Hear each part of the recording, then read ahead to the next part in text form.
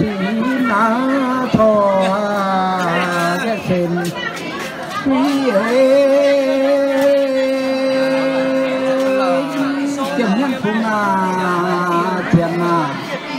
ta bị ô bằng đời nhô bé bị bằng có khi bia chẳng nhân phụng thiền ta bị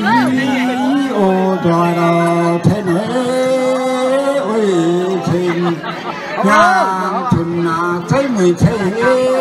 gần ô dù đó thế này ôi thình nhiều con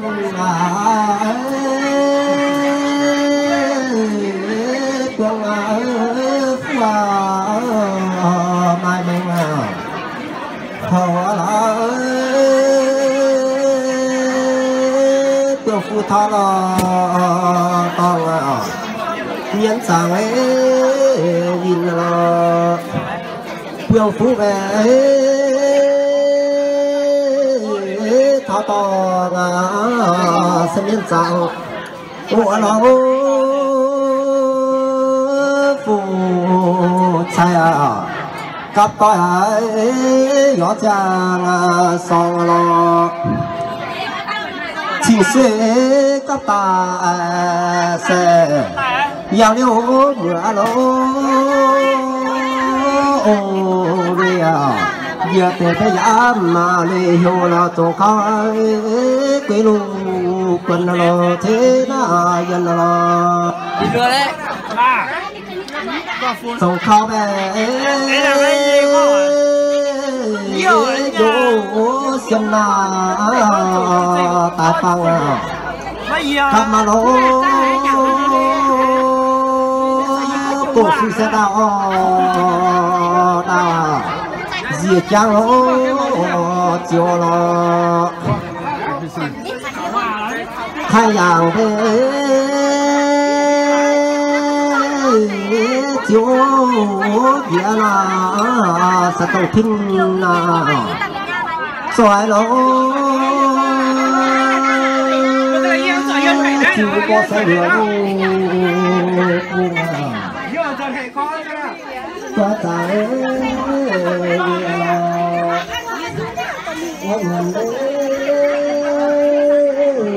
thầy chiếu ta có biết vì nó chiếu lo chưa mình chẳng để họ là tình là thế nào giờ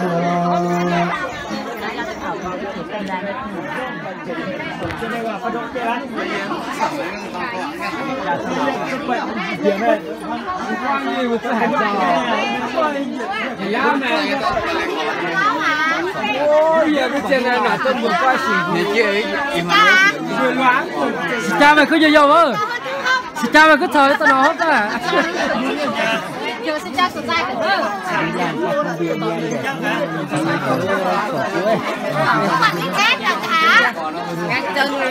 đi đưa mày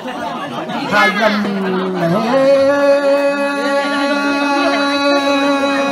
kia đua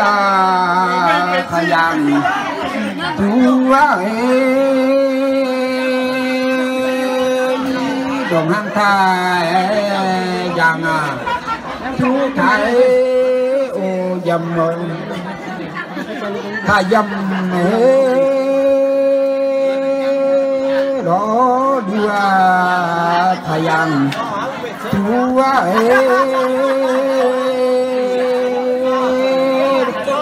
đồng hàng thai dầm chú thai ô giang lô thế này ô thế này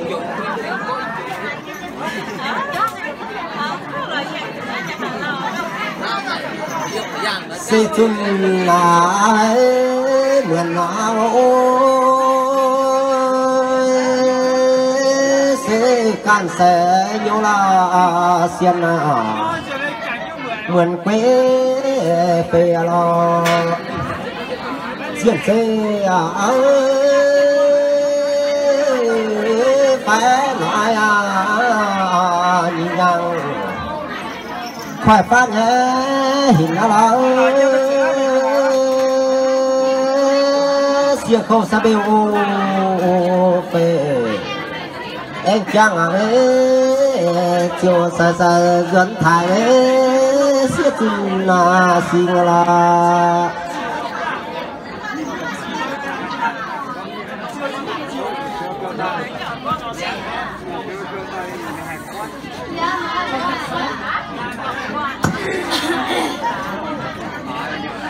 hết vào nó tức chết rồi chợt cho bé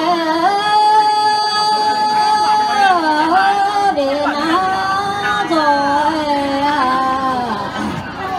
cái trong khéo chín kia sẽ mang khéo bé cho ta về về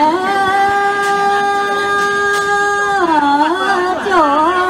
nhân mà khi ngã sông ơi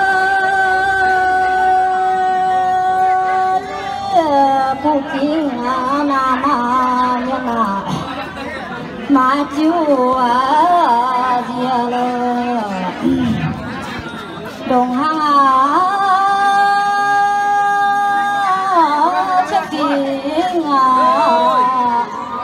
chú dễ tề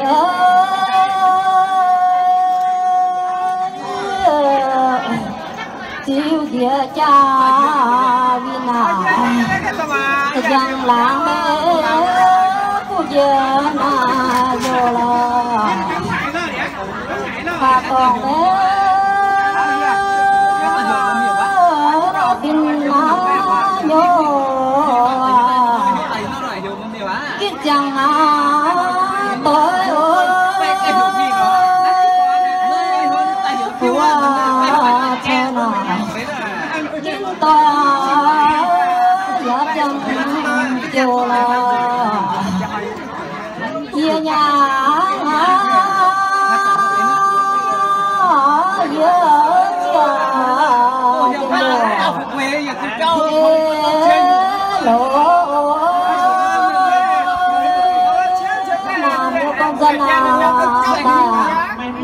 xin mà lễ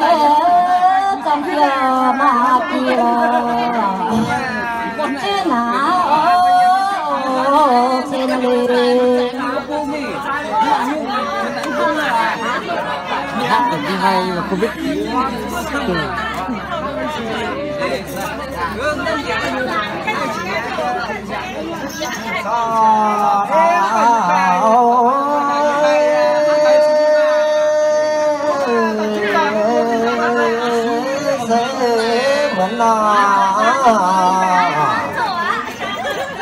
sao lừa con quên nó lỡ giàu liêu mai con lòng lùn lễ hè lo giàu liêu mai con lòng Hà Nội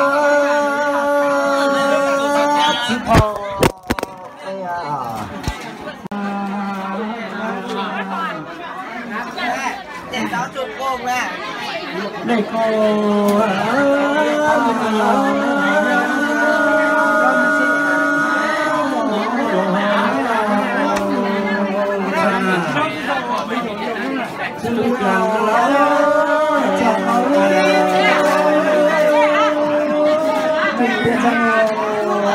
chả chiều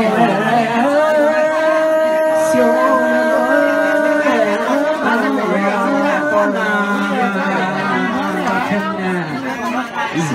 con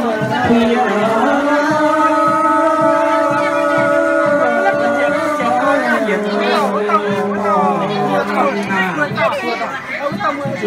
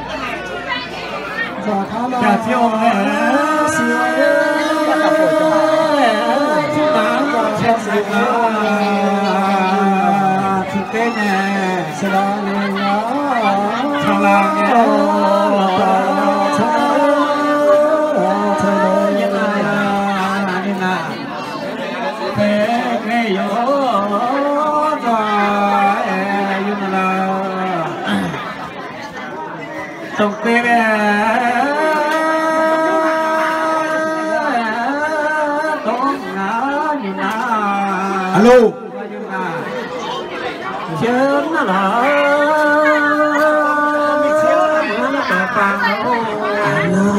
quang à Giúp bà tôi không được. rồi là áo thăng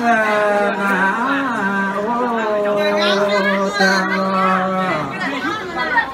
gần u áo chàng giờ tôi thăng ở tới về lâu bên nào chỉ hăng hò mà như tất cả chỉ là thế nào tô còn học thế đó bài luôn cái trường hợp chăm hè đó dạ quá yêu rồi khó khăn rồi không bao một tòa hấp giỏi không giỏi rồi bị đừng khô về khói gần đã khói lúc gần tổ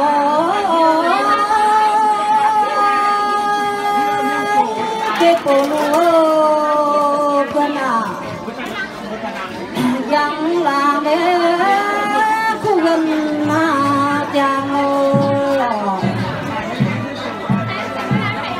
cho nhận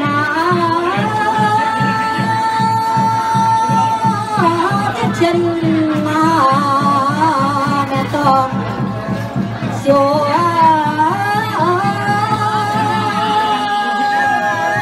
đèn lấy số ta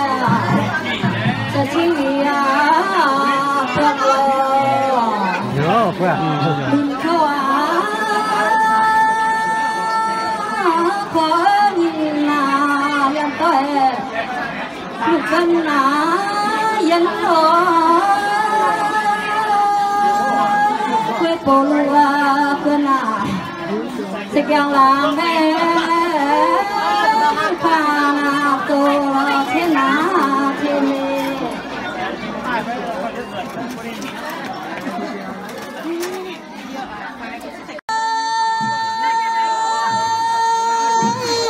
mẹ lỡ ta nào hai nhân đã tuổi để phương lời có bằng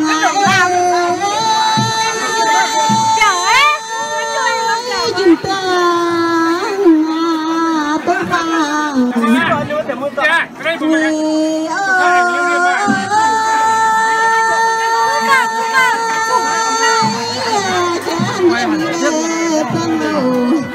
ra dân đâu vì là thế này thế nào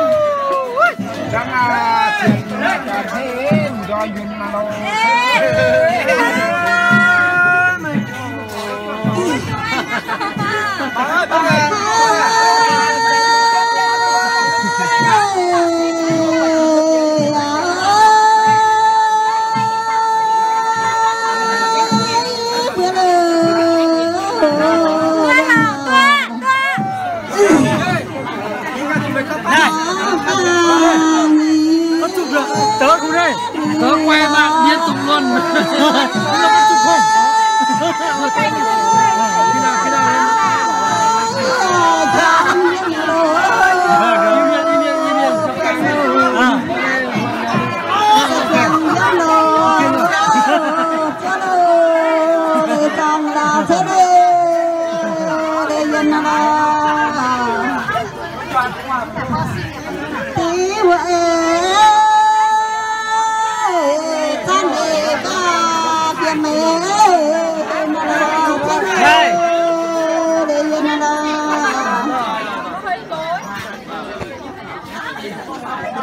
Chú nghề cũng chụp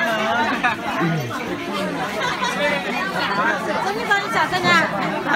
Anh trả.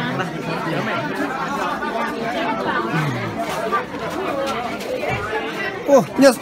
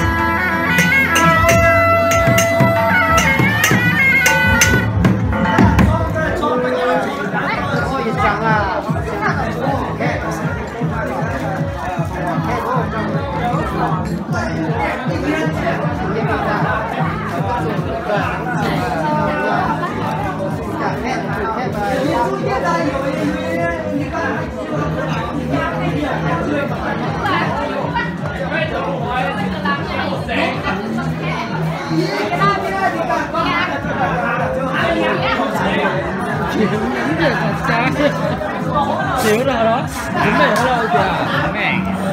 Thì chắc vì sao đó nó lỗ các chân nhân dân đấy.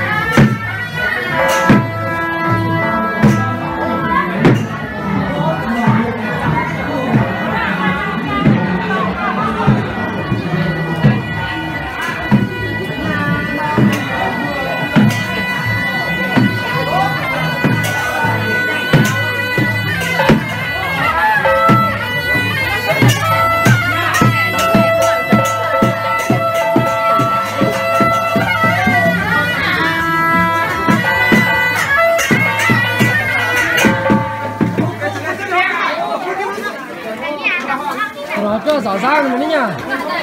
Cái rau mà. Nhưng con đi rau rau.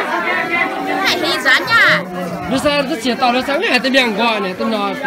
cho rau rau. Rau là sẽ mà tôi nhận nhé. Như nhà này đây nó sẽ có là mình hoa này này, nó có là người đây được. Cà phê thằng nhà cái đó cà phê chứ mình là cà phê chưa chứ mình bây giờ bây giờ chỉnh hoa. Phải coi hết cả. Thì nhiều là nhà tí tới nhà cái cho rào là. Thôi cái gan rau. Được chỉ nó giả rất tiểu hát trình hát rồi trình hát tại giả rồi hả nó.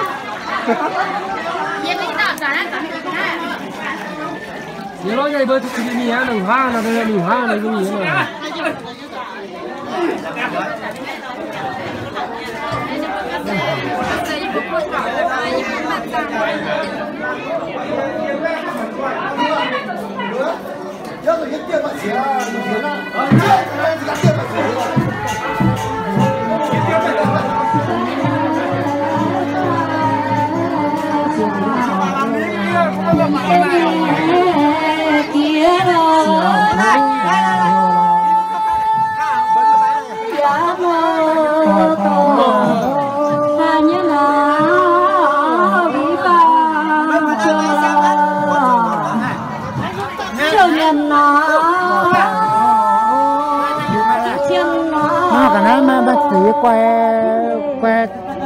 que kéo dài luôn không phải que video là que có gì một toại không đâu